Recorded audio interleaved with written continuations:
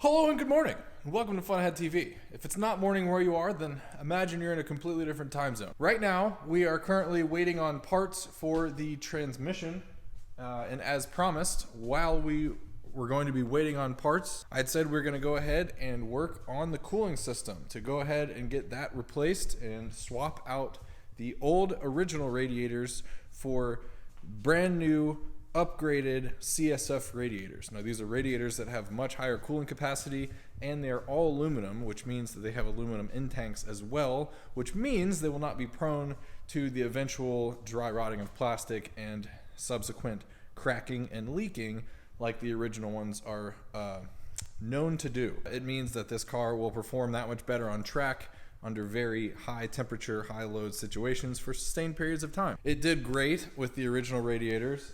It did, however, start to get, it did start to creep up towards that upper limit of coolant temperature that, the upper limit of my comfort level, so to speak.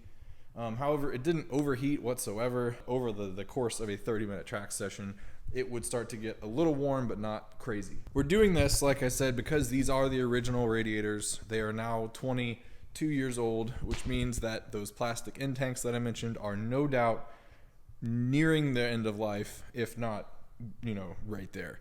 I'm hoping that this doesn't take all too long. I think we should be able to get all this done in, a couple hours. But we're just going to work side to side, do one at a time. So let me first show you what we have to replace all these old parts with. We can do a little bit of an unboxing, and then we can go ahead and get into doing the part swapping itself. First of all, parts wise, we've got brand new inlet and outlet hoses for each of the radiators, just to rejuvenate and restore old rubber. So we might as well do that while we're in there. The big star of the show here is, well, this is one of the CSF radiators.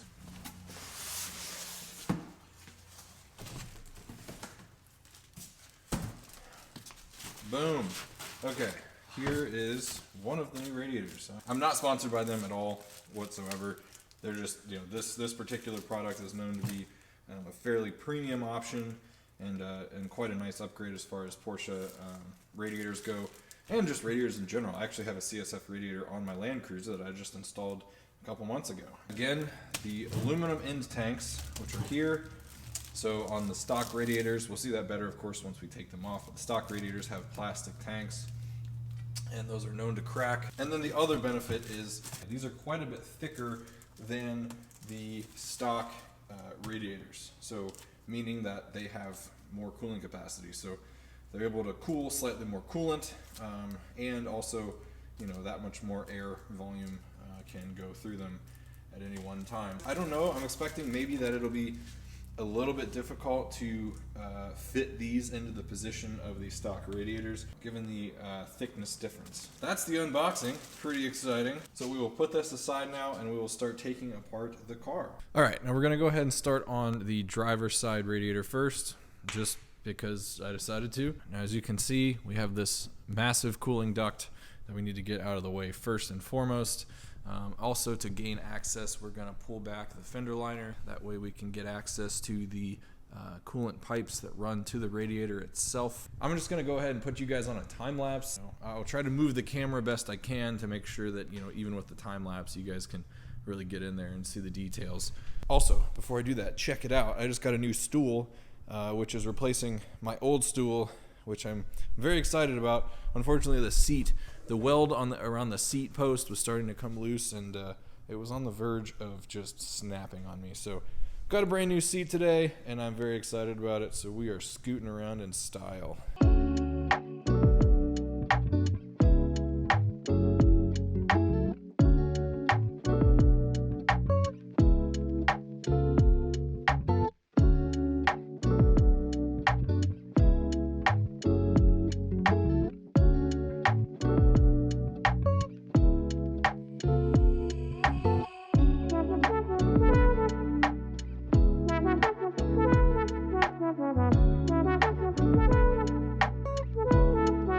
Well, as coolant's tinkling away over there, figured might as well stop at this halfway point. We got the radiator out. It is now sitting over there. I separated the cooling fan and the shroud from it. that was pretty easy peasy for the most part. So a couple of little things. So basically, the radiator has a big pin that goes through this body mount here. What I did was I loosened up that bracket there, and then that allowed me to then pull it out of that pin. There are also several little clips on the outside of the radiator that slide over there. These clips that I'm referring to, those hold in both the fan to the radiator and the shroud. Surprisingly and amazingly, we didn't make too much of a mess with the coolant, which was very nice, considering that is my least favorite automotive chemical ever. I know a lot of people give me crap about that. They're like, you'd rather super burnt ATF or diff fluid than coolant. Yes, and it's not a smell thing for me. It's a texture thing. I hate how slimy and then turns into sticky. I freaking hate coolant.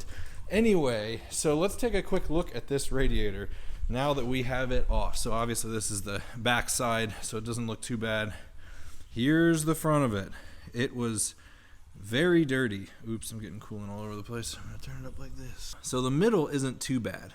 It's not too terrible, only because that is the area where the condenser sat in front of it. So it took the majority of all the dirt, whilst the upper and lower inch or inch and a half of the radiator collected its own dirt.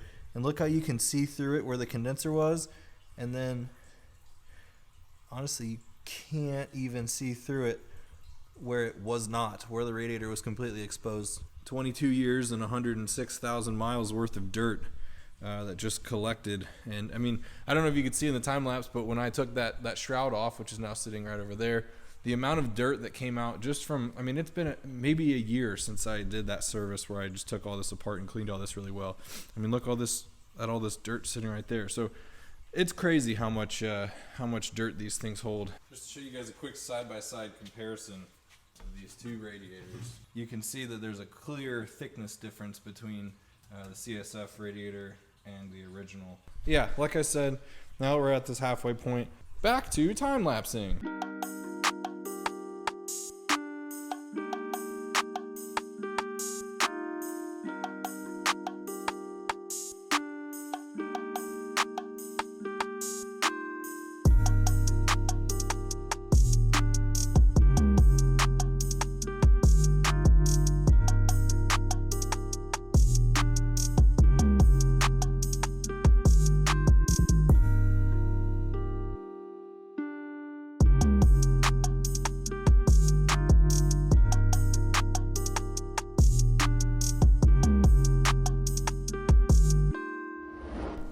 Well, there.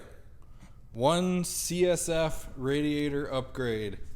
Yes, it was kind of a pain, especially when it came time to get this lower tube onto the bottom part of the radiator there. But all told, when it was all said and done, it wasn't actually too terrible. That was the hardest part, was getting that lower radiator tube fastened and getting the hose clamp around it. Other than that, it all went on fine. So what I ended up doing, as you could probably tell in the time lapse, was I fastened the main bracket, like the shroud, and the fan to the radiator before putting it on. That made things a lot easier, because then I could just kind of throw it all on in one big piece, hook the hoses up, get the clamps tightened down, and then boom, good to go. To get the radiator out, just to recap, you have to take off this bolt right here, and then there's two other 13 millimeters right on the bottom there. Those two, boom, boom. Then you can slide out the entire radiator. You can just kind of drop it down, and then but of course you have to loosen this hose here, loosen the hoses that go to the car there on the top and the bottom, disconnect the fan coupler up there. But all of that you have pretty good access to the moment you drop this shroud. And then in order to get the radiator truly out, there is, let's see if I can get a good image of it. So that pin right there is the radiator. That goes through this little bracket on the car. Or once you loosen those 3 bolts for the bracket, you can kind of turn the radiator and then slide that pin out of this bracket, and then you're home free, and you can get access to basically everything that you need in order to get this job done. One thing about these CSF radiators, if you do end up doing this, is they're the same part. They're just completely reversible. Because it's reversible and we have this upper radiator hose here, this joint here and this drain plug can be flipped. So when we go to do the thing on the other side of the car, we'll have to take that same hose joint and then that plug and flip them, if that makes sense. So seems like very nice hardware. So far, I'm pretty happy with the CSF radiators themselves. Alrighty guys, well I'm gonna go ahead and not film the other side of the car just so I can do it a little bit faster. It's going to be the exact same thing as what you saw me do on this side of the car, just the opposite. Thank you guys so much for tuning in to Fun Ahead TV. As always, if you guys have any questions, please feel free to drop some comments below and just let me know. I always try to do my best to respond. If you found this video helpful, please do the channel a favor and hit that like button, and also subscribe if you want to see more stuff like this in the near future. Anyway, yeah, like I said, we're going to go ahead and call it there for the day. Thank you guys so much for tuning in to Fun Ahead TV, and I will talk to you guys next time.